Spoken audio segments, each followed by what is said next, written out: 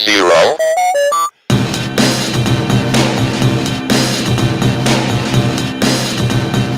It's Radio Zero with Rick and Rose and special guests. We are on I forgot my list here. We're on Spotify. You can find the podcast on Spotify, on Apple, or go to radiozero.us, subscribe there. Live streaming on Facebook. What else? The Radio Zero page, Poster Children page, on Twitch at PCJCUSA, and on the Poster Children YouTube channel. On Usenet at alt.music.posterkids. Die. You can patronize us at patreon.com/Radio Zero. Oh, we have we're on AOL. Who I believe I know who this is. A new patronizer, Broken Halo 5. And all right, like Rose said, we have some special guests with us today. I'm going to pop them into the live stream here and introduce them. We have Chris Rogers and Matt Golovzinski from a late 80s band from Champaign called Stark.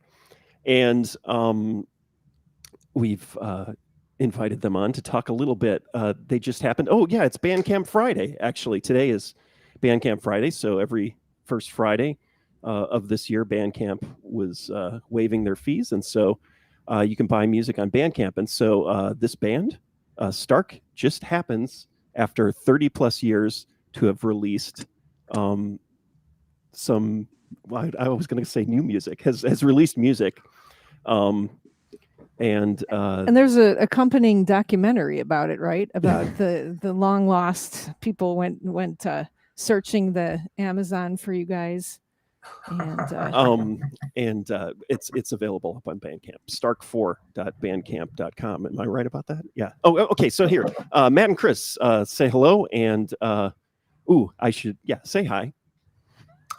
Hi. Hey, it's great to be with you guys. I should start with a question. So why don't you just maybe give us a little introduction of who this band Stark was, and then we can start going off on our collective tangents. What do you think? Who were? Well, we were around Champaign or band same time as you guys. In fact, practicing in the same house at times, as I recall. It was a great scene. I'm getting a little echo, so maybe a little more distracted than usual. But it's funny. Our band and your band commonalities beyond the rehearsal room, right? Because two members of Stark were two poster children members, right? Brendan and Shannon, our drummer and singer, I guess we evolved out of that vibrant Champaign Urbana scene that brought us, you guys, Digits, the list goes on and on. And Chris and I were in a band called Obvious Star, and as was Shannon, and we asked Brendan to join us, Brendan Gamble, ex-Poster Kids. And we sort of carried it on with I guess I would say it was what isn't post-punk, but I guess I would call it punk slash noirish gothic rock vibe. You jump in. Art rock as art rock. Plastic crime wave describes this. Yeah, we were just described in the Chicago Reader after all this time as a fractured art rock band, and that's we put quotes around that. We've heard that before, but I think it probably fits in our case. There were a lot of influences melted together. There was sort of a more aggressive side that came out, but I think there was a lot of melody and a little bit of what I call a fragility to the songs, even though there were some aggro tendencies too. You guys may be in a better position to make an assessment or a critique, but from my standpoint. Yeah, and so to clarify, so when when you talk about it being two former or ex Poster Children drummers, it was not a band with two drummers. So Shannon was the drummer, but then Brendan, who my impression is he wanted to do more songs, sing songs that he'd written. Classic drummer, great drummer story where they don't want to be a drummer, they want to sing and play guitar. Foo Fighters. Yeah, no, which I've run into. We've run into a number of times where it's just like, you're a great drummer. You should be a drummer. And it's like, no, I want to play guitar. And so that's actually happened quite a bit. But yeah, and I would describe it from what I remember at the time. Brendan was a big fan of Japan and David Sylvian. I definitely felt like there's some not quite Bauhaus, but Peter Murphy-ish kind of stuff. So the later stuff, the solo stuff that Peter Murphy did after Bauhaus with some former members of Japan. And then I also remember Brendan really liked the sound, which is another touch point. So for that kind of, I think post-punk is kind of accurate, that English kind of jagged guitar, but also sometimes textures, synthy, maybe not synthy, but texture sounds with the jagged guitars. That's kind of what I would describe it as. Does that seem right? Yeah, very much so. Yeah, I think that's a pretty accurate description. Anne and Sylvie and that and Murphy, that all really seems spot on. And the jagged guitar Chris was responsible for bringing to life, I think, quite brilliantly. And there was a little bit of guitar going on at times. I don't know that it was overwhelming, but Chris artfully worked some of that at times too. Yeah, and yeah, I have that as one of my questions. I don't know if we want to go full on nerd right away, but Chris, maybe I was interested trying to get a handle on what your guitar setup was in 1989. So we're talking about like right 1989, 1990. Oh, it's interesting. We not everybody knows, but I used to live in a house with you guys called the Two Brick House. That's right. Oh, we know. Well, you know, but I remember you were there. And there was an attic where the bands would rehearse. Poster Children started out rehearsing there, and obviously Man also was rehearsing up there. And so just going back to the guitar setup I had, I noticed that you had a Fender Stratocaster. And I had kind of shitty Les Paul copy, and it wasn't really playing very well. I really admired the Strat that you had. So I got my own Strat at that point. And you also had a Super Reverb amplifier. And I got one of those too. Wow. Because it sounded so awesome. Wow, I didn't know that. Huh? And so by the time I got to Stark, I had some distortion pedals and stuff like that, but I also had an Alesis quad reverb. I don't know if you know what that is, but it's a multi effect. I was just talking to someone, a music guy, kind of electronic music guy that we work with, and apparently the Alesis quad reverb is cool again. Oh yeah, it has an amazing sound. Yeah. I wish I hadn't gotten rid of it. Maybe I'll get another one. I think that's why we were talking about it. Is like, oh, people are like paying good money for these again. Why did I get rid of it? I think it's you realize that everything comes around. So yeah, you were using the quad reverb. Yeah, it was really easy to use too. The user interface on the front was really well designed for that type of thing. I also had Roland the guitar synthesizer. So I had an extra little pickup on my guitar, and you were able to actually play synthesizer sounds layered alongside the actual normal guitar sound. So on a couple songs I used that, especially the first song on our album called Every Day, where it's quite prominent. Yeah, and I think that's listening back to this, to be fair, like at the time when you guys were playing, it did feel like there was a sea change going on where things were moving away from the more kind of post-punky, synthy kind of sound and, grunge, right? It was like right on the cusp of grunge. And it felt like, oh, okay, this is, it's like there's a sea change going on and these guys are kind of playing around with this more kind of post-punk synthy stuff.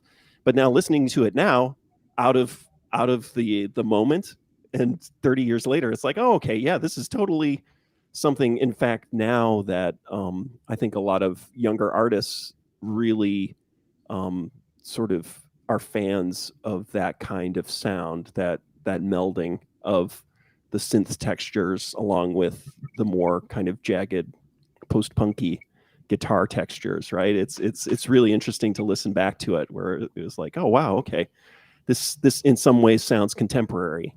These guys have echoes. Yeah, it's funny. Pulled up they do. Facebook, yeah. Yeah, we have echoes. It's kind of weird talking to you. There's like a whole second echo of my own voice in my phone. So I'm stuttering when I'm talking. but that's okay. I can move. Is this better? But yeah. Well, thanks. I'm glad you think it sounds maybe contemporary. I don't know. I'm biased, of course. But there is a story about why we did release this album 30 years later. You want to start talking about it, Matt, and then maybe I can continue on. Maybe no. Let me. Early this year, Henry Frayne from Lanterna, his new album just came out. Hidden Drives. It's really good. So check it out. Lanterna. So I was just chatting with him on Facebook and saying, it has a really great sound for that, especially for that kind of music. I really love the production. And we just got talking, and Henry mentioned that he had a couple old multi-track tapes from Stark that somehow he had acquired from Brendan way back. And he had been keeping them in his closet all of these years, along with a bunch of old Lonely Trailer multi-tracks and Moon Seven Times, his old band. And he just mentioned this as a possibility that we could send them in and get them transferred to digital.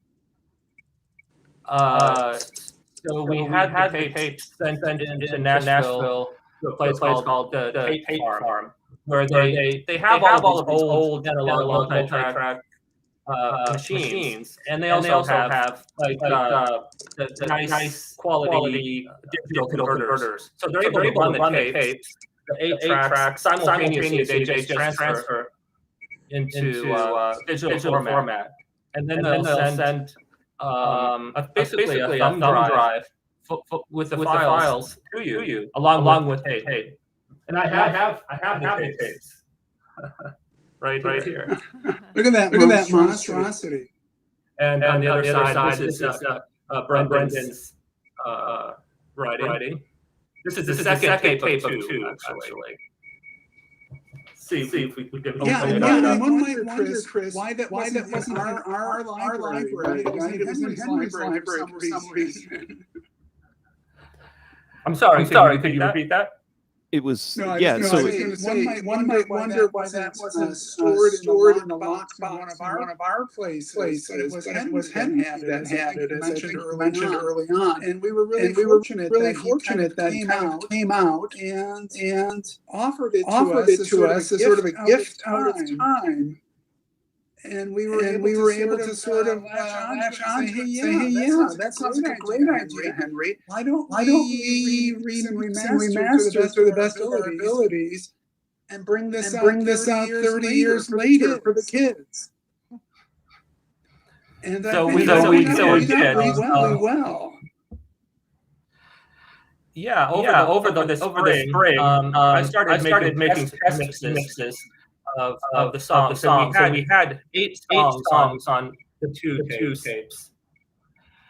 There were three more songs that we had on cassette, and we unfortunately didn't have access to the original multi-tracks.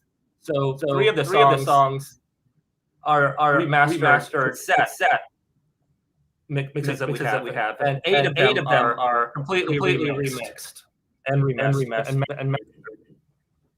The ones from cassette, what I call those lo-fi garage rock when I'm trying to pitch them on Submit Hub.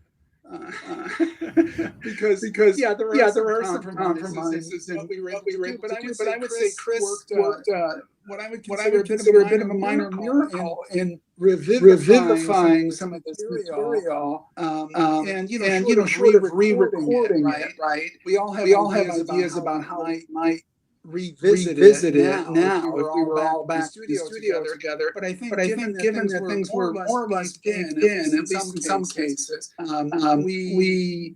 Chris, I think really did a fantastic job bringing new life to this material. And yeah, some of those things are we were limited in what we can do with it. But I still find the energy really exciting. I hope other people check it out and enjoy it too. You can find it online at major streaming services. Probably best to go to starkband.org to just click and find the stuff that you're interested. I think we were influenced, and obviously, you guys in the scene, poster kids were, huge inspiration for so many people. Still are. We were right there with you, and we come to your shows, and we'd be like, I still remember palpable excitement, looking up at you guys turning up at Mabel's, and I think there was like, friendly rivalry or competition. It's like everybody wanted to up their game. Because it was like digits up. You guys are up there. Everyone. It wasn't like, oh my God, I gotta. In my mind, anyway, it was like, well, I want to do my best. These guys are lighting it up too. And I think that whole scene was so exciting for that reason. And I salute you guys continuing all these years to bring it. Including. Last week here in Chicago. I missed that one. I know it sure looked good from what I saw online. Yeah. That's something I always I realized a while ago was especially the digits was just that level where it was. And actually, Lonely Trailer, I'm thinking about it, is when I first saw Lonely Trailer also, and was like, oh, this is a band that's as good as the Minutemen. That's what I thought when I saw Lonely Trailer. I was like, wait a minute. Okay, the Minutemen are huge in my world, at least.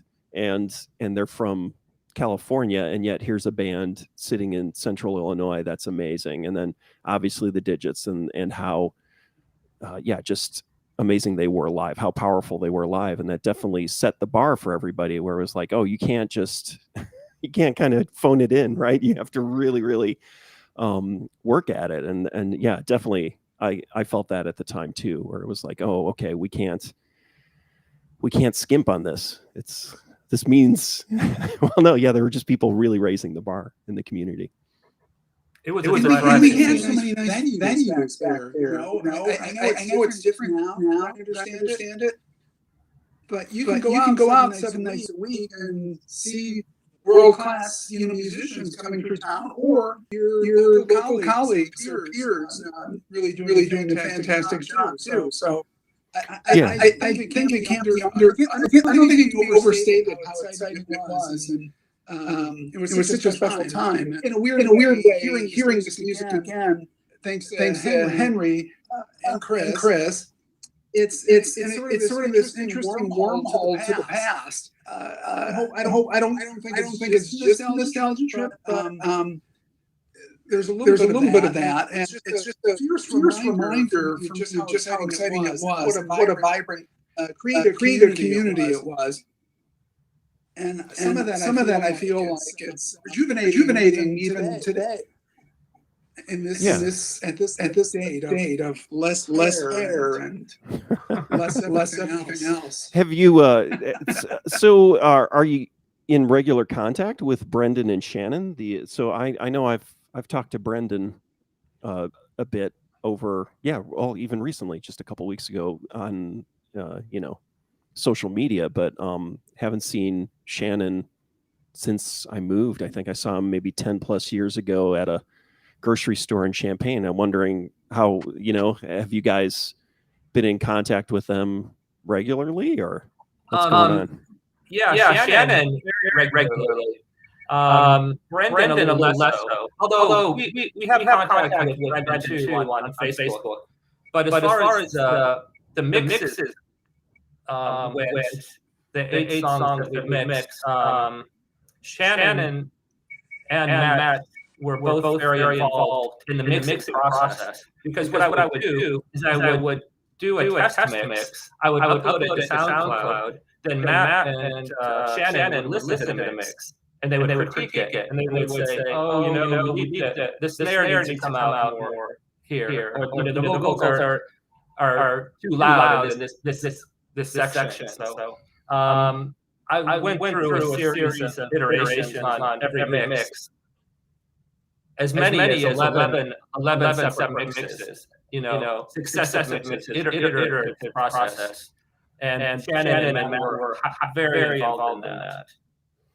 What I love is the combination of, the analog, the original tapes. And so that's probably one of the reasons why this survived, right? But then having the digital side of it. It barely survived. Yeah. Then having the digital side where you're able to, do mixes, do multiple mixes, get feedback from thousands of miles away and everything like that. So that to me is really interesting. Is this kind of absolutely. We did have some issues with the tapes, especially the first tape. When the tapes get old, the tapes start to shed. They call it shedding. So you put the tape on the machine, and you run it through, and bits of material start falling off of the plastic backing. And you can see it, and you can hear it too. It causes audible dropouts. So the first tape did have some dropouts in certain places, and there were some things I could do to try to help fix some of those problems. That was a formidable task. It really a challenge. And I think Chris did a fantastic job with it. But it's interesting. Tape sheds, which I'm sure you're both well aware of, is you sort of see flex your past just sort of going away and irredeemably lost. In some cases, you've really been an archivist, and in this case, really weren't. So Chris did a fantastic job observing an awful lot. But Rick, you're right. I think about the power of digital combined with analog in this case.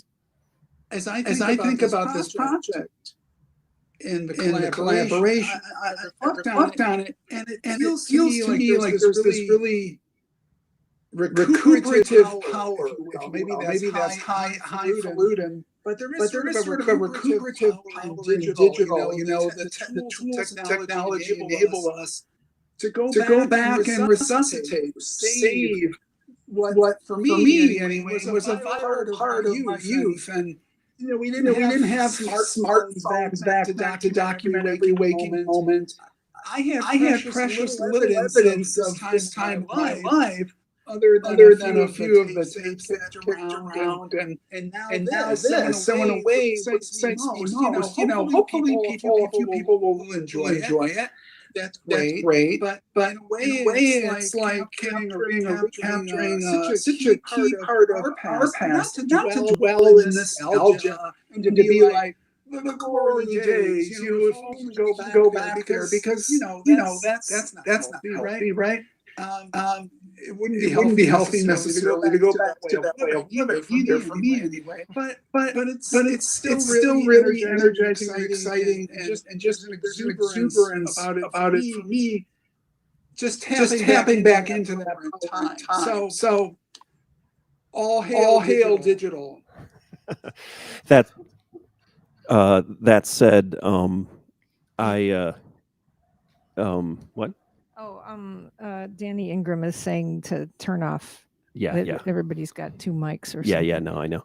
Thanks, Danny. I forgot what I was going to say. Oh yeah, no. That said, there's nothing worse than the only thing worse than watching your analog tape start shedding is trying to pull audio off of an old ADAT or DA88, which is digital tape, right? Yeah, that's the worst. Or a DAT, yeah, exactly. I apologize, guys. I've goofed this up technically, so we're definitely, for the live stream, we're driving everyone crazy with the delay. But so I think I'm gonna cut it short. But thank you so much for just stopping by and talking about this. For those of you listening on the live stream, I'll have it posted in the podcast, so you'll be able to hear this without the psychedelic delay on it. And I promise I'll get it working for the next set of guests. I was experimenting with this group live stream method of doing this instead of a phone call, and I think it's a little off. I think that's great. Well, thanks so much. I really despite the echoes, it's really fabulous talking with you and Rose. Yeah, this was great, and I highly recommend it, especially today, Bandcamp Friday. You can throw a little money in the till for this. It's stark4.bandcamp.com. See a little bit of Champagne history, a little, almost maybe a little bit of poster children history too. I think it's there is a little bit of that. It's just that starkband.org. Oh yeah, starkband.org is probably better. Yeah. All right, guys. All right. Well, thank you for stopping by. Thank you so much, Rick and Rose. It was great seeing you. We have to chat again You too. In a non-live stream format. Absolutely. All right. Okay. Take care, guys. Bye-bye. All right. Bye-bye.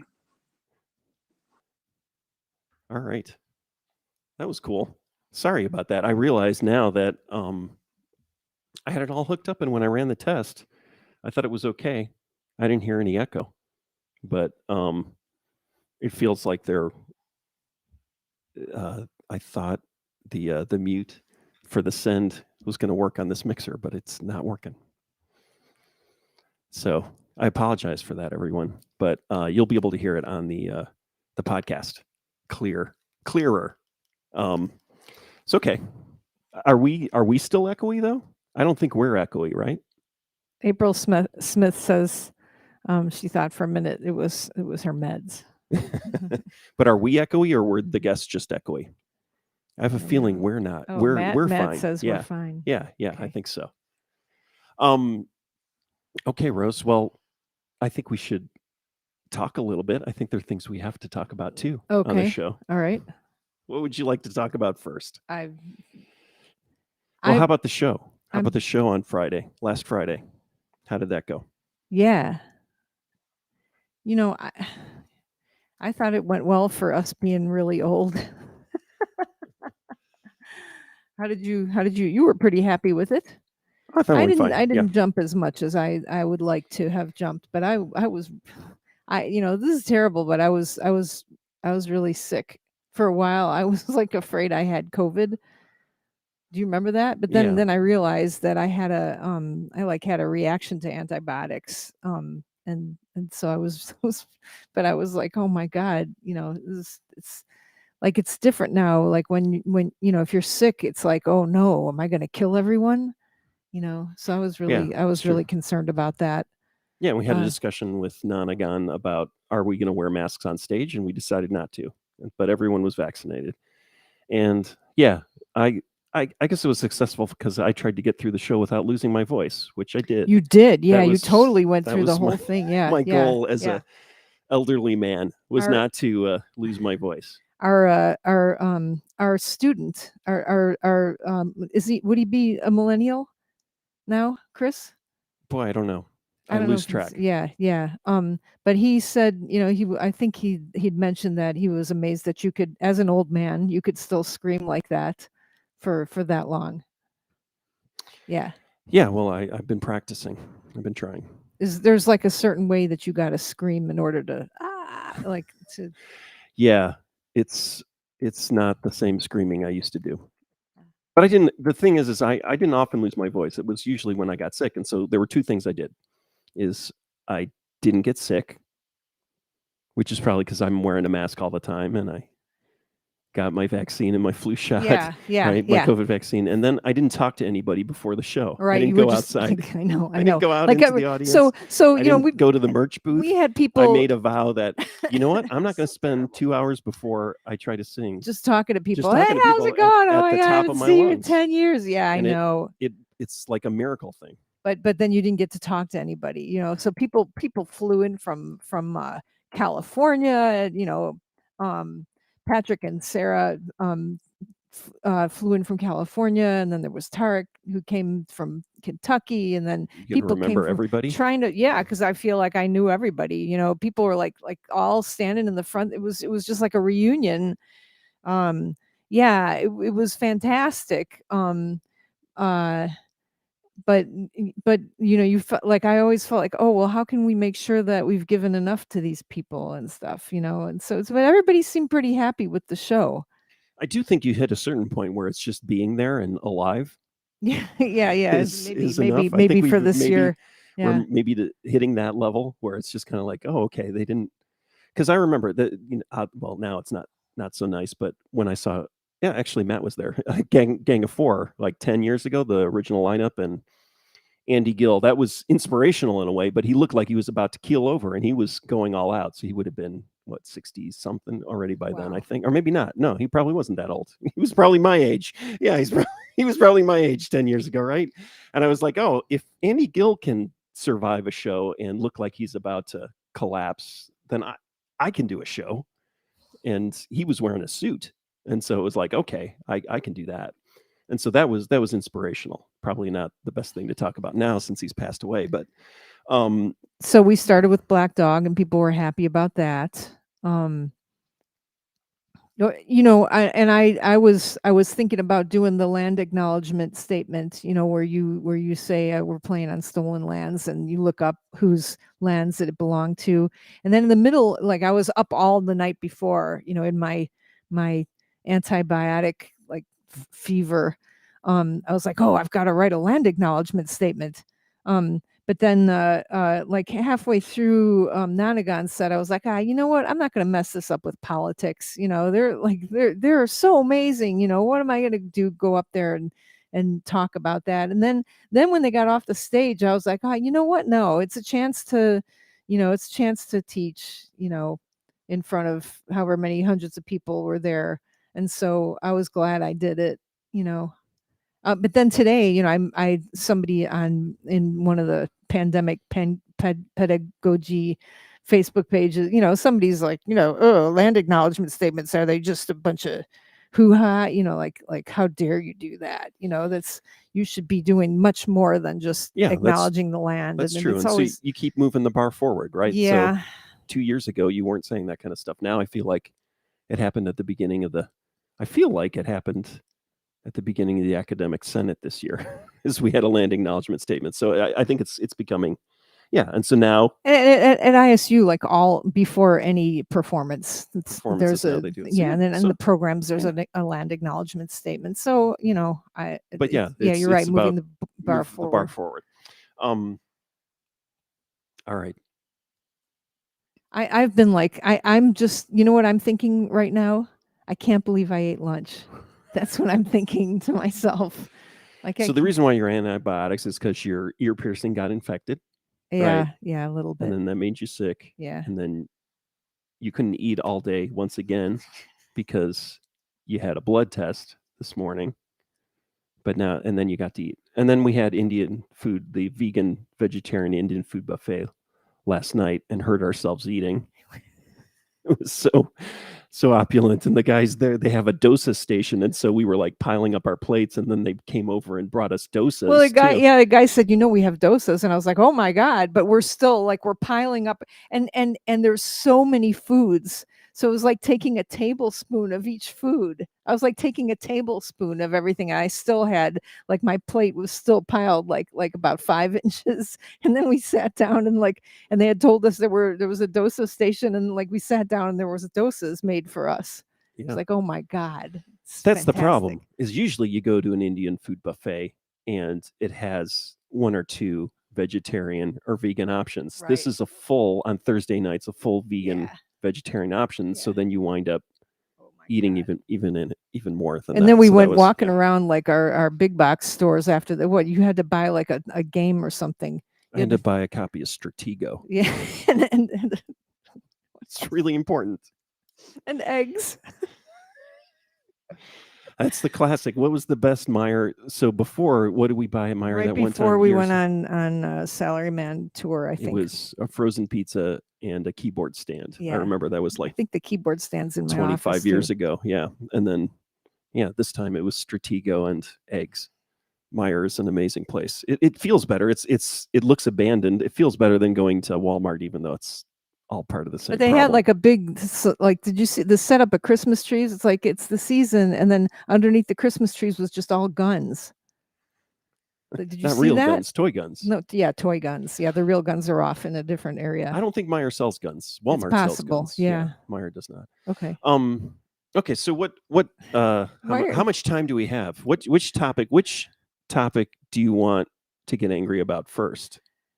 I don't Should we like, talk about I just finished talking about the fashion design marketing sequence for 2 hours, like maybe a little less than 2 hours, like at our school. And may I say, it's just wonderful, and I want to enroll in it. So that's, before that, what were we talking about? Wait, let's see if I can remember. There was the MBA sequence, and then in between that, we talked about a different nursing. The College of Nursing, and it's just lovely, all the different goings on of these departments. I'm like sitting there at the table, just listening to everybody talk and trying to add my couple of cents in, and thinking to myself, wow, I can't believe I actually fit in the half hour that I had in between that and like the 6-hour grad review or whatever. It wasn't 6 hours, but I actually ate. yeah, a priority for you, and you've been So I don't know where I am right now. So you tell me what we're going to talk about. okay, we can either talk about the Supreme Court or the Beatles. Well, not the Beatles. Fuck the Beatles. Go ahead. You can talk about the Beatles. What's happening on the Supreme Court? Well, we can't have You heard, abortions anymore, right? You heard the arguments. You all were right. So listen to this, and also fuck the Beatles. So I just turned it on. What was it, Monday? I don't remember what day I turned it on. I turn on the radio and I'm listening, and I hear a man talking about fetuses. And then I'm like sitting there listening. I'm like, what the fuck is this man's voice talking about fetus for? Why is he even talking about it? Why does a man even have any kind of say? A fetus is not inside of a man ever. So therefore, why is a man talking about what to do with a fetus ever? That's what I was thinking to myself. Why am I hearing a man's voice discuss a fetus? Then what did I say? Then I was like, well, yeah, it takes two to have a baby, so a man should be allowed to have a say in it. So when the man has a say? First. He is the first person, or they are the first person to decide whether or not to bring a fetus into the world, because he sticks his penis into a vagina. He has a choice. Do I want to have a fetus or not? Well, if I stick my penis into this vagina, there's a possibility of having a fetus. If I don't stick my penis into a vagina, there's not going to be an abortion. So if you don't want an abortion, don't stick your penis into a vagina. all right. And then if you like, am I crazy? Well, I don't know if that determines whether or not you're crazy, but yeah, the question is why aren't you up there in front of the Supreme Court? Well, Right. I think we know that reason. Like, I should just go to the school board meeting. And another thing, listen, you want to talk about critical race theory? You want to talk about teaching porn? Let me tell you this. You people, are you against abortion? Who hears a man and is against abortion? And all the unmasked like hillbillies are going to raise their hand. And then I'll say, don't stick your penis into a vagina. That's all I have. I don't even need 2 minutes. Well, okay. No, come on. As a man now, why don't you give me the man's side of Do you want me to yeah be the devil's advocate here? be the hillbilly Or devil's God's where am I wrong? advocate? Well, I don't know. I think there's a middle ground. I do believe that I've felt for a while, and it's really disturbing that I think as things get more complicated, it's going to have to be mother's choice. I don't know. Oh yeah, because like you're gonna find out, oh my God, my baby has brown curly hair. Shit, I'm gonna abort it. So let me preface all this. Well, no, that's not what I'm talking about. I'm talking about more like as it gets more complicated, where you can decide the makeup of your baby, right?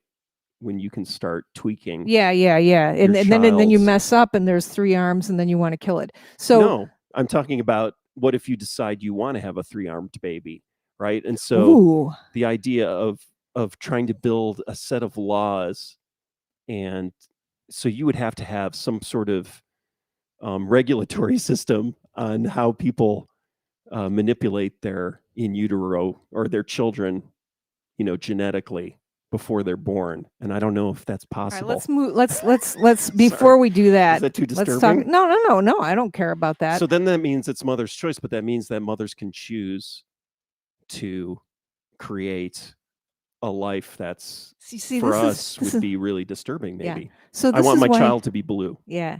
Right. And this the second someone's able to do that and make that choice, I think all hell's going to break loose. This is why Frank Herbert was a genius, because the women in the 10th to 11,000th century, whatever year it was, they decide, oh, do I want to have a girl or a boy? It's up to them. And he just didn't elaborate on that. But had he made more books, he probably could have gone there. But wait, so can we just go back to the abortion thing? Right. So the thing is, all right. So the other thing that these hillbilly rednecks don't know, I'm so sorry, go on, is, I've been walking around big box stores and seeing people walking around with no masks, and it's a political statement, and you're calling attention to yourself. So you're a hillbilly redneck. So the one thing that people don't understand is no woman is going to get up in the morning, you know what? I feel a little uncomfortable with this pregnancy. I think I'll abort it. I don't want to have a baby anymore. I'll just abort it. It's not, no woman is ever going to take life that unseriously. No woman is ever going, like, it is a heart-wrenching, horrible decision to end a life. But that's not the argument.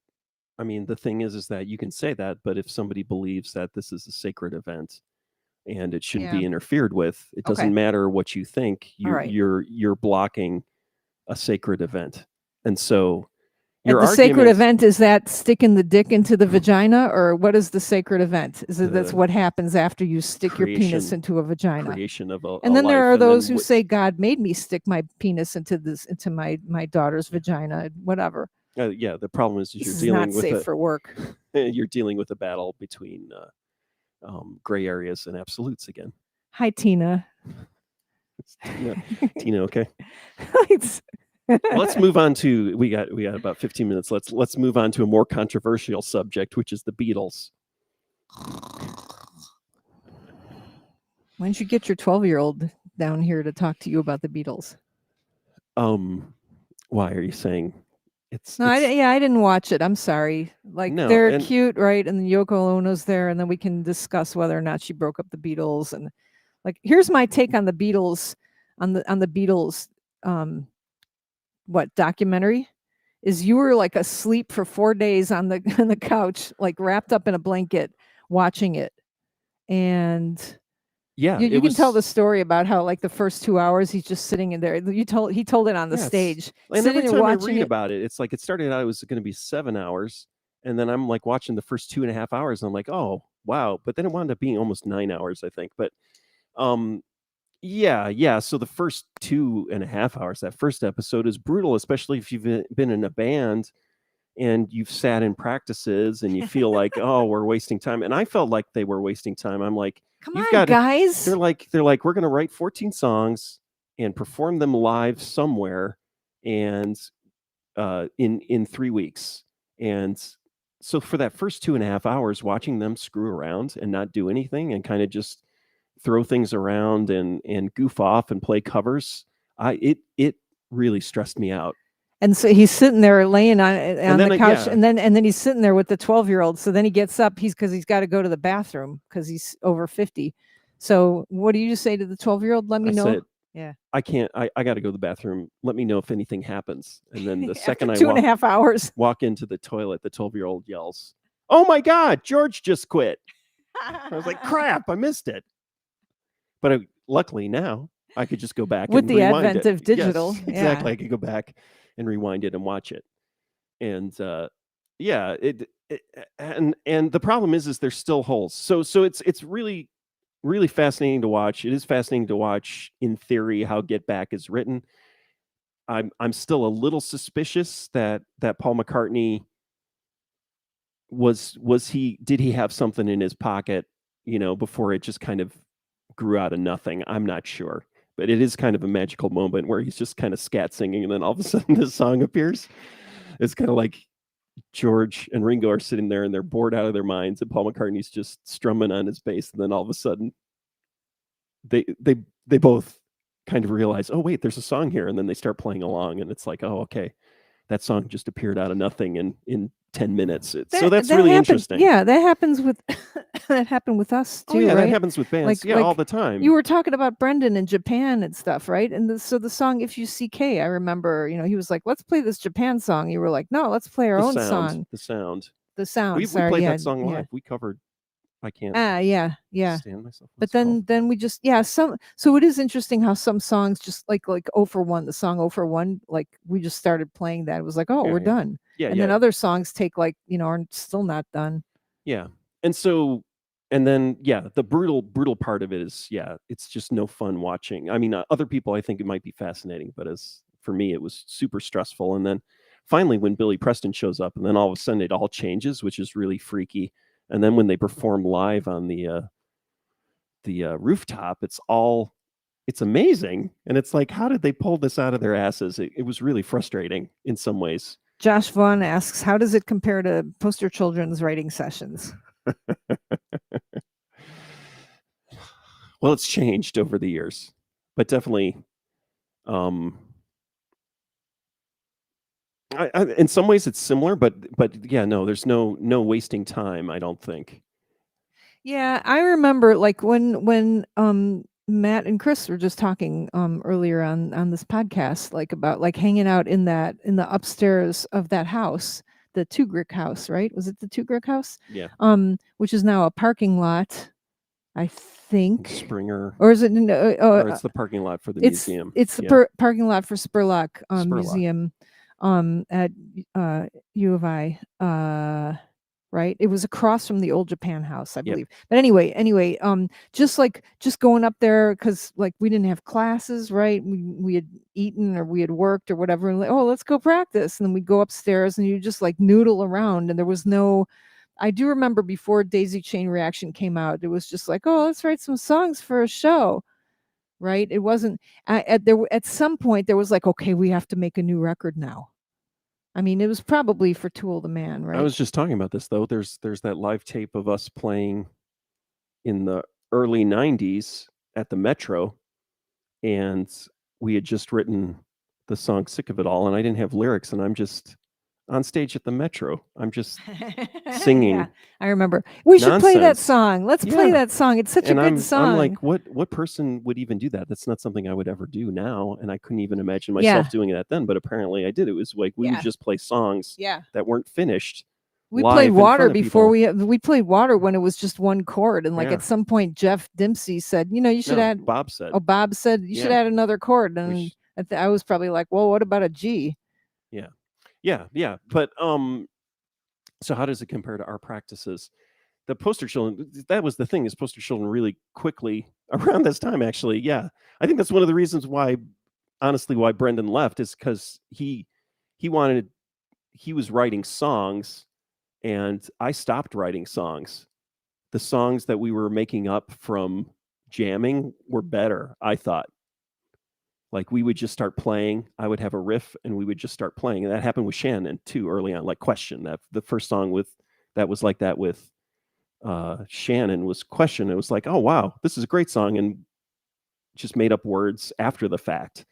And so very quickly, that idea of writing a song kind of left our band, even though our songs seem really written.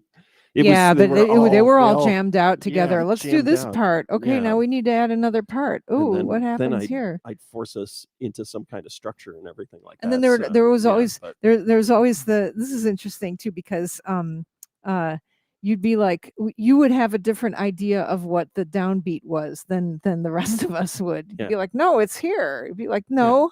Like for I or something, you'd be like, it's da da da da, and we'd be like, no, it's da da da. It was and just having so many different languages of talking about music was really fascinating too when we first started writing, because a drummer will have their own language about what the music should sound like, and then I'm classically trained, and you're not, sort of, and like you know what I mean? Yeah.